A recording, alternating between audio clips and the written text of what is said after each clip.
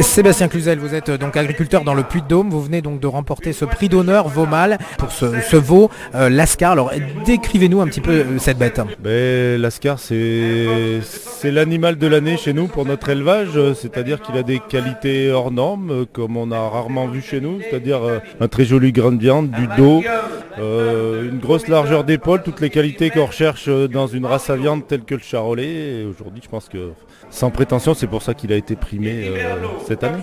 Alors c'est une lueur d'espoir, on va dire, dans votre activité d'éleveur. Ouais, bien sûr, ça donne un peu de baume au cœur dans un contexte agricole et d'élevage particulièrement difficile aujourd'hui, avec différentes crises qui s'enchaînent pour nous.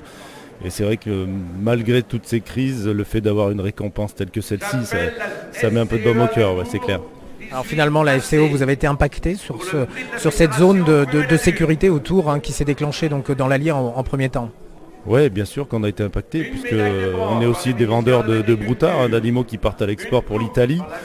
Et donc les frontières qui viennent de se réouvrir il y a très peu de temps, mais qui sont restées bloquées pendant 2 mois. Et c'est vrai que ça a été très impactant pour notre trésorerie. On a gardé des animaux pendant 2 mois qu'on devait vendre au moment où la crise FCO est sortie. Donc un coût d'alimentation élevé.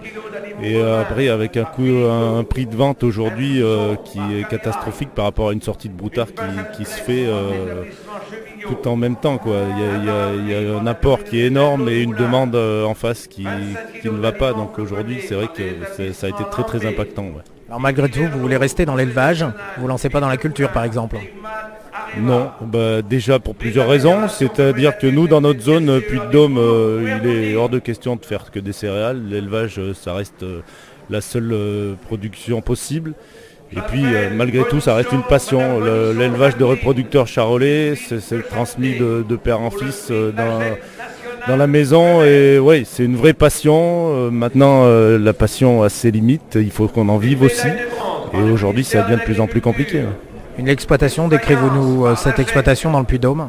Donc on est en GAEC à 3 sur 200 hectares avec 110 vaches mères charolaises, donc avec des systèmes extensifs à base d'herbe essentiellement. Voilà, des systèmes tels qu'on les connaît dans le Puy-de-Dôme aujourd'hui, classique. Et vous êtes en GAEC? Oui, en GAEC à 3, ma mère, mon cousin et moi-même.